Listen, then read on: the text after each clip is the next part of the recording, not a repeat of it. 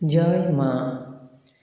শ্রী শ্রী মায়ের স্মৃতিকথা থেকে আমাদের পাঠ চলছে শ্রী সারদা মা ও গুরু, পৃষ্ঠা সংখ্যা 97 থেকে 99। গৃহস্থ ভক্তগণের সংসারে অমনোযোগ ও বিশৃঙ্খলা মা পছন্দ করিতেন না।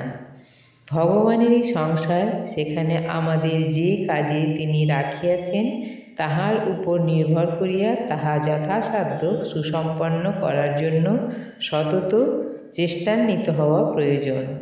তাহার সকল সন্তানকে ইহাই তাহার শিক্ষা। ভক্তগণকে মা উপদেশ দিতেন, দুঃখ কষ্ট হয় ঠাকুরকে ডাকো, তিনি পথ দেখিয়ে দেবেন। স্বীয় কর্তব্য পালনে পরাণমুখ ব্যক্তিদের সম্বন্ধে দুঃখ প্রকাশ করিয়া মা বলিতেন, ঠাকুর যার পরনের কাপড় ঠিক থাকত না, তারই আমার জন্য কত চিন্তা। মা বলিতেন, তাহার জন্য ঠাকুরের খুব ভাবনা ছিল। মা কোথায় থাকিবেন, কিরূপে খাওয়া পড়া চলিবে, এজন্য চিন্তিত হইয়া বিশিষ্ট ভক্তগণকে ঠাকুর জিজ্ঞাসা করিতেন, হ্যাঁ গা, 600-700 টাকা হলে একজন মেয়ে মানুষের পাড়াগাঁয়ে থাকা চলে? মা বলিয়াছেন, ঠাকুর সেজন্য কিছু টাকা জোগাড় করে দিয়েছিলেন। মাকে একদিন জিজ্ঞাসা করেন, হ্যাঁ গা, টাকা কোথায় রেখেছ? মা বলিলেন, মশলার হাঁড়িতে। ঠাকুর ব্যস্ত হইয়া বলিলেন, টাকা ওইভাবে রাখে? টাকা জোগাড় হইয়াছিল কিছু, 600 টাকা বলিয়া শোনা যায়।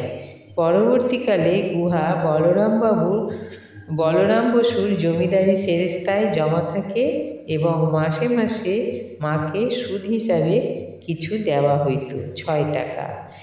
এই প্রসঙ্গে তাহার জন্য ঠাকুরের ভাবনার কথা উল্লেখ করিয়া মা সহাস্যে বলিতেন, এখন দেখো তার ইচ্ছায় কত টাকা আসছে আর যাচ্ছে। কামারপুকুরে মা ঠাকুরের ঘর ভাগে পাইয়াছিলেন। ঠাকুর তাহাকে সেই ঘর না ছাড়িয়া রক্ষা করিতে উপদেশ দিয়াছিলেন। মা চিরকাল সেই ঘর সযত্নে মেরামতাদি করাইয়া রক্ষা করেন। শেষকালে তিনি তথায় বাস করিতে না পারিলেও যখন খালি থাকিত, তাহার কামারপুকুর দর্শনার্থী সন্তানগণকে সেই ঘরে রাত্রিবাস করিবার জন্য বলিতেন। পরমাত্মৈক দৃষ্টি, ত্যাগ, বিগ্রহ, এই অদ্ভুত সন্ন্যাসিনীর ব্যবহারিক জগতের জ্ঞান ও ব্যবহার দেখিলে বিস্ময়ের অবধি থাকে না। বোঝা যায় দেহধারী জীবের কিভাবে সংসার যাত্রা নির্বাহ করা প্রয়োজন। তাহা শিক্ষা দেওয়ার জন্যই তাহার দেহধারণ।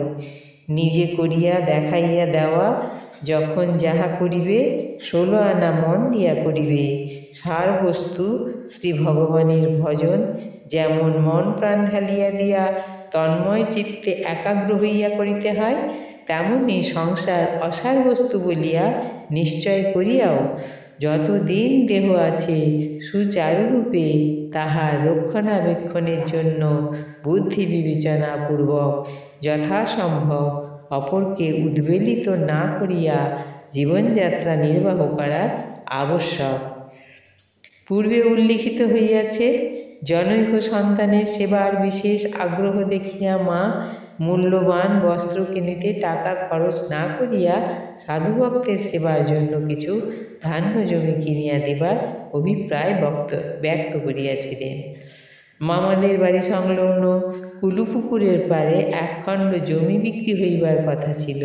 সেই জমি শতাধিক মূল্যে ক্রয় করা আরম্ভ হয় এবং সেই ভক্ত সাকুল্যে টাকাও পাঠাইয়া দেন। কিন্তু পরে বিক্রেতার মত পরিবর্তিত হয়, তিনি জমি বিক্রি করিবেন না বলেন। মা দিন কয়েক পরে একটি সন্তানকে, যিনি এই ব্যাপারে কিঞ্চিৎ জানিতেন, লিখিলেন, বাবা, জমি তো এখন কেনা হলো না, টাকা হাতে থাকলেই খরচ হয়ে যায়, সেজন্য কোয়ালপাড়ার কেদারের কাছে পাঠিয়ে দিয়েছি ধান কিনে রাখবার জন্য।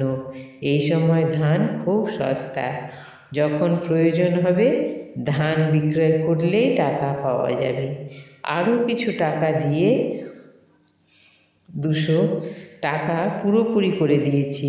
আরও কিছু টাকা দিয়ে টাকা পুরোপুরি করে দিয়েছি ধান কিনে রাখবার জন্য। পুরোপুরি করে দেওয়া অর্থাৎ ওখানে 200 টাকা পুরোপুরি করেছিলেন মা। জমি সুবিধা মতো না পাওয়ায় আর ক্রয় করা হয় না, কিন্তু কিছুকাল পরে যখন এই ধান্য খরচ হইল তখন উহার দাম চতুর্গুণ।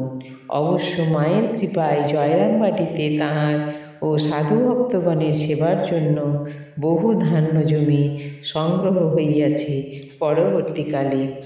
আজ এই পর্যন্ত। জয় মা।